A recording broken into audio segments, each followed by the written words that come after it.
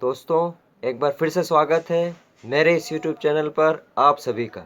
सभी को मेरा नमस्ते, जय श्री कृष्ण।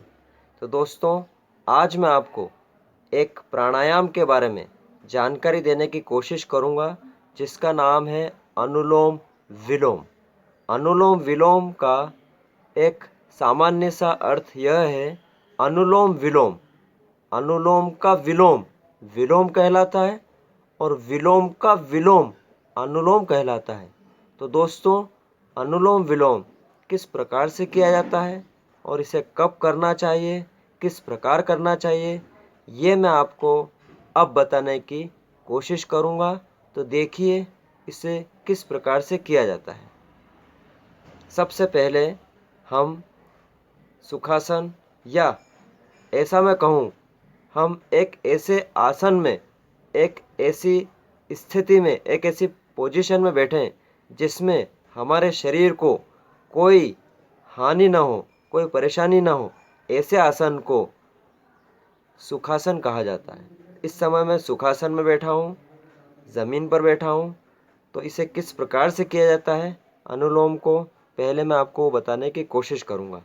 इसमें सबसे पहले हमें धीरे से आँखों को बंद करना होता है और फिर सर्वप्रथम बाईं नासिका से श्वास भरी जाती है और दाईं नासिका से श्वास छोड़ी जाती है, और फिर दाईं नासिका से श्वास भरी जाती है और बाईं नासिका से छोड़ी जाती है।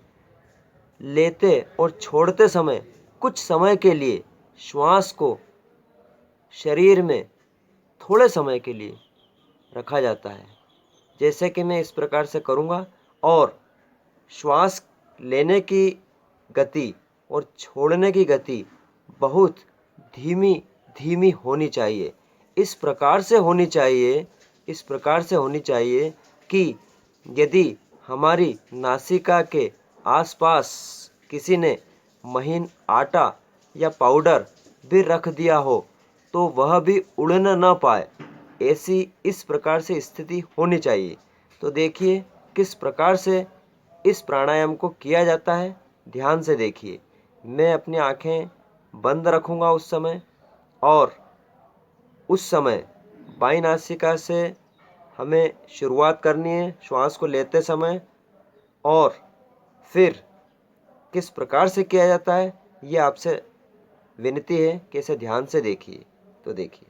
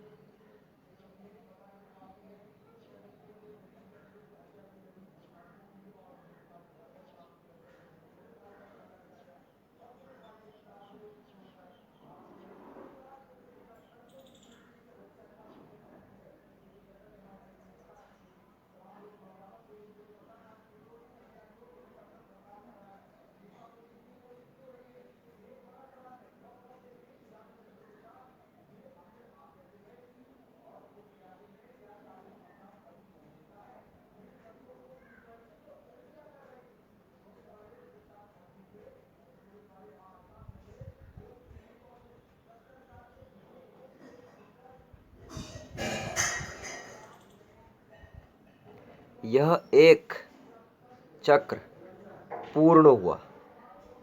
मैंने इस समय यह किया था। हमारी अपनी आँखों को हम आहिस्ते से बंद रखेंगे, बिल्कुल आहिस्ते से, कोई परेशानी न हो शरीर को। किसी भी आसन या प्राणायाम का ये उद्देश्य है कि जब हम जिस प्राणायाम या आसन को करें उस समय हमारे शरीर में कोई परेशानी, कोई तनाव नहीं होना चाहिए। दोस्तों, अनुलोम विलोम प्राणायाम के बारे में एक विशेष जानकारी जो मैं इस वीडियो में आपसे शेयर कर रहा हूँ, वो एक यह भी है, जैसा कि आयुर्वेद शास्त्र में लिखा हुआ है, इस अनुलोम विलोम प्राणायाम को करने के पश्चात, इस अनुलोम विलोम प्राणायाम को करने के पश्चात हमारे शरीर की 72 करोड़ 72,10,210, यदि मैं अंग्रेजी में कहूँ तो 72 करोड़ 72,10,210 नाड़ियाँ परिशुद्ध होती है। परिशुद्ध, शुद्ध नहीं, परिशुद्ध। शुद्ध के आगे की स्थिति कहलाती है परिशुद्ध। तो दोस्तों यह भी ध्यान रखिए, इस अकेले प्राणायाम को करने से 72,72,10,210, जैसा कि मैंने आपको बताया है, ये आयुर्वेद शास्त्र में लिखा हुआ है। ये जानकारी भी मैं आपसे इस वीडियो के माध्यम से शेयर कर रहा हूँ। ये मनुष्य के अंदर जो नाड़ियाँ होती है, इतनी नाड़ियाँ इस अकेले प्राणायाम को करने से परिशुद्ध हो जाती है। तो एक बार फिर से देखिए, अनुलोम विलोम प्राणायाम किस प्रकार से किया जाता है। मैं इस समय मेरी आँखों को खुला रखूँगा और एक एक चीज़ स्पष्ट रूप से बताना चाहता हूँ। तो देखिए, सबसे पहले हम सुखासन की मुद्रा में बैठें। उसके पश्चात दाहिने हाथ को उठाकर दाई नासिका को इस अंगूठे से बंद करें और फिर बाई नासिका से श्वास धीरे धीरे, जितनी गति धीमी होगी उतना अच्छा। यह मैं पहले भी बता चुका हूँ। बाई नासिका से श्वास भरूंगा और फिर वापस इस अंगूठे को हटाकर श्वास को छोड़ेंगे और फिर उस समय, छोड़ते समय, बाई नासिका को मिडिल फिंगर मध्यमा से बंद करूंगा और फिर पूरी छूट जाने पर फिर दाई नासिका से श्वास धीमे से, जितनी गति धीमी होगी उसको लूँगा और थोड़े समय रुकूंगा और फिर इस अंगूठे को दाई नासिका को बंद करेंगे और फिर दाई नासिका को बंद कर कर उस श्वास को जो मैंने रोक रखी है उसे फिर से बाई नासिका से छोड़ेंगे। ये एक पूरी प्रक्रिया होगी, इसे आप ध्यान से देखिए।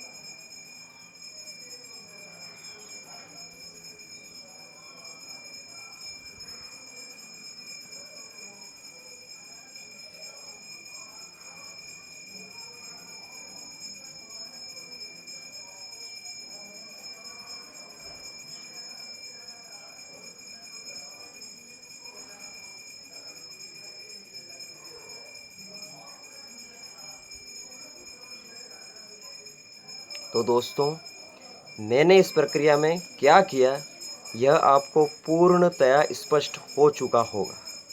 मैं फिर से जल्दी से उन बातों को दोहरा देता हूँ।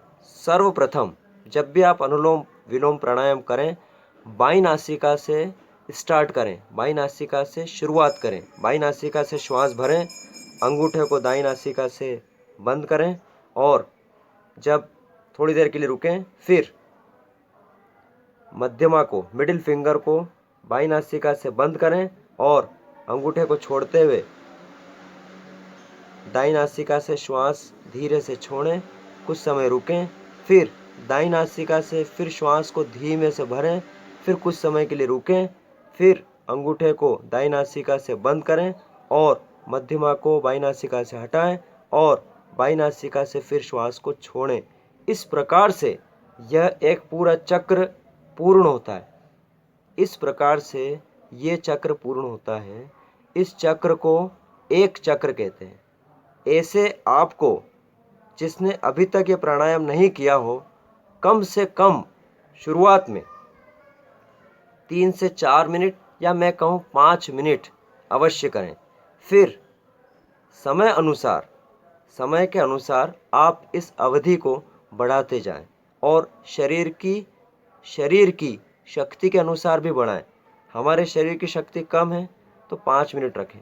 शरीर की शक्ति जिस प्रकार से हमारी आंतरिक शक्ति होती है, उस हिसाब से इस प्रक्रिया को, इस चक्र को, इन चक्रों को, इन पूर्ण चक्रों को जो मैं बात कर रहा हूँ, बढ़ाते जाएं। 5 मिनट से लेकर 7 मिनट, 10 मिनट तक।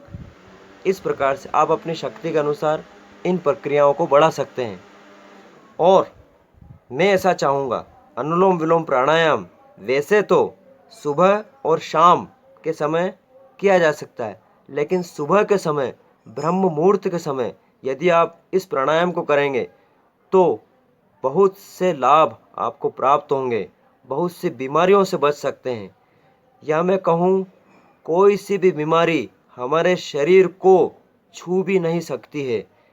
ये एक अकेला ऐसा प्राणायाम है, अनुलोम विलोम, जो सर्वविदित है इस प्राणायाम के बारे में कि यह प्राणायाम यदि हम करें रोज प्रतिदिन, तो आयुर्वेद के अनुसार, मेरे अनुसार नहीं, आयुर्वेद के अनुसार हमें बुखार, किसी भी प्रकार का बुखार नहीं आ सकता।